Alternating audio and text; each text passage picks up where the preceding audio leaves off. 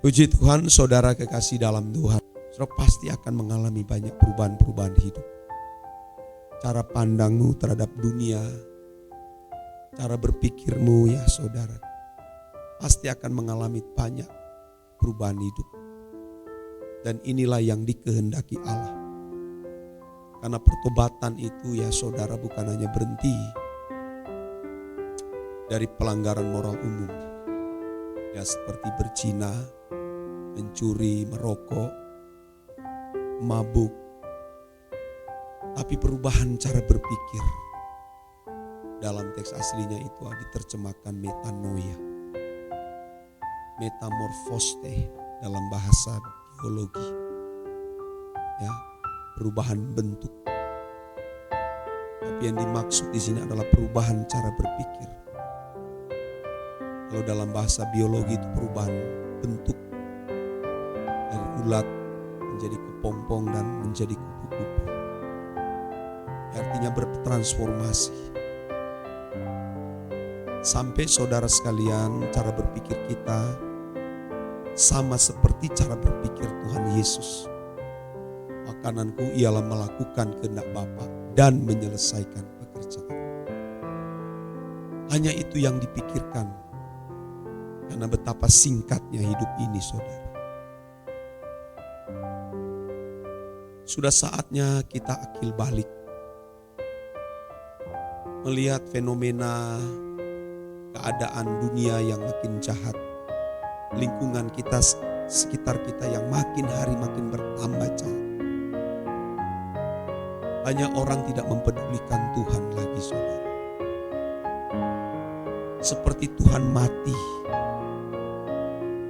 Seperti Tuhan tidak ada.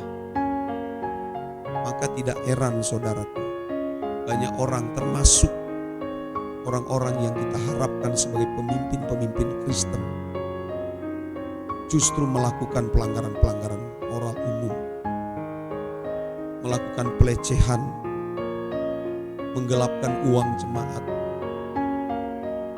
terlibat dengan politik praktis demi memenangkan calon yang diidam-idamkan. Ya saudara, gereja jadi tempat berpolitik untuk meraih nama, meraih keuntungan, meraih suara. Jadi betapa jahatnya saudara dunia hari ini. Gereja maupun hamba Tuhan yang mestinya menjadi mediator Allah, menjadi penyambung lidah Allah. Tetapi saudara telah menyalahgunakan jabatan-jabatan rohani yang diberikan, yang dipercayakan Tuhan sudah berubah. Banyak saudara orang percaya itu telah menjadi duniawi, yang mata hati mereka telah menjadi buta. Paulus bahasakan mereka tidak bisa melihat cahaya Injil, kemuliaan Allah. Cara berpikir mereka sudah menjadi cara berpikir anak-anak setan, anak-anak dunia. Mereka tidak lagi memikirkan ada kekekalan. Orientasi berpikir manusia pada umumnya pada dunia yang akan binasa ini. Padahal hidup kita ini sangat singkat saudara. Mestinya kita harus berani barter. Karena yang menyenangkan Tuhan, yang membuat Tuhan sukacita, dan yang menghibur hati Allah itu adalah ketika kita saudara dapat memilih mencintai Allah dan melakukan apa yang berkenan kepada Dia. Tidak ada yang lain saudara yang dapat menyukakan hati Allah kecuali saudaraku, kita mencintai Dia dengan sungguh-sungguh dan melakukan apa yang Dia kehendaki untuk kita lakukan. Mestinya kita harus berani barter berapapun harganya. Sama seperti seorang yang mutiara. Ketika dia menemukan mutiara di ladang orang, dia menimbun kembali dan dia pulang dan dia menjual segala harta kekayaannya. Dan datang kembali untuk membayar mutiara yang ada di ladang yang ditemukan. Allah itu sangat berharga dalam hidup kita, saudara. Bernilai lebih dari apapun dan siapapun. Tergantung saudara memberi nilai berapa Tuhan itu. Jangan anggap Tuhan itu hanya sekedar sambilan. Tapi jadikan Tuhan itu sebagai kekayaan kita. Sebagai harta yang berharga dalam hidup kita, saudara. Nah, orang yang menjadikan Tuhan itu sebagai harta yang berharga, yang bernilai, dia akan berani barter. Apapun dia berani korbankan. Seperti Abraham demi menjaga perasaan Bapa. Ishak pun dia relakan untuk disembelih. Ya. Seperti Tuhan Yesus yang mencintai Bapa. Nyawa pun dia taruh. Dia korbankan di atas kayu salib. Demi perasaan Bapa yang mencintai manusia. Yang mencintai makhluk yang dibentuk dengan tangannya sendiri, yang dia hembuskan dengan rohnya sendiri, sehingga menjadi makhluk yang hidup. Bapa menginginkan agar jiwa-jiwa terselamatkan. Tuhan Yesus lakukan itu. Dan tidak disisakan sama sekali. Sehingga dia bisa berkata, serigala mempunyai liang, burung mempunyai sarang, anak manusia tidak mempunyai tempat untuk meletakkan kepala. Demi menjaga perasaan Bapa. Menyukakan hati Bapa, saudara. Kalau orang saudara memiliki perjumpaan pribadi dengan Tuhan, semua yang dimiliki itu tidak menjadi berharga lagi. Karena yang berharga itu cuma satu, Tuhan. Dan orang-orang seperti ini tidak mungkin tidak melayani Tuhan. Tidak mungkin. Tidak mungkin dia tidak berkorban untuk pekerjaan Tuhan.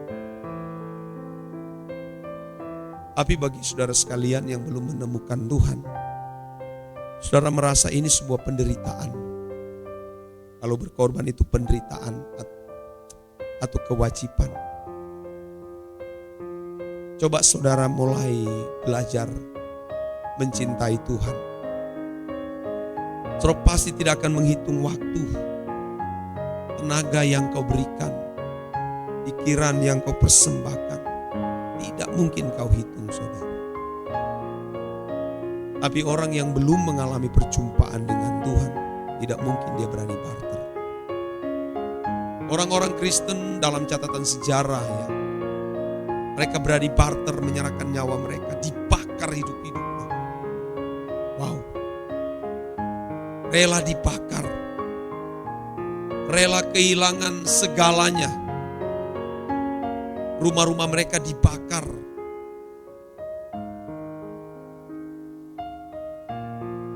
Dunia benar tertutup bagi mereka saat itu dan tidak lagi memiliki kesempatan menikmati dunia. Demi mengikuti anak tukang kayu yang dipercayai sebagai Tuhan dan Juru Selamat.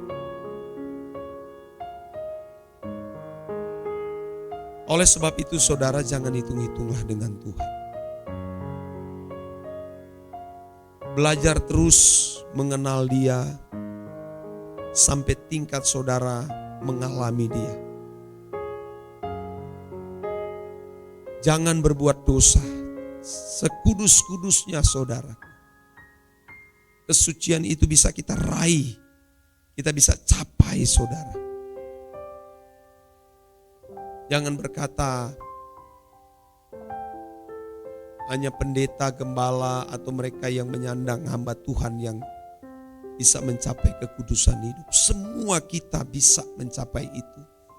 Karena kita disebut sebagai hamba Tuhan. Masalahnya saudara belum pernah mencoba.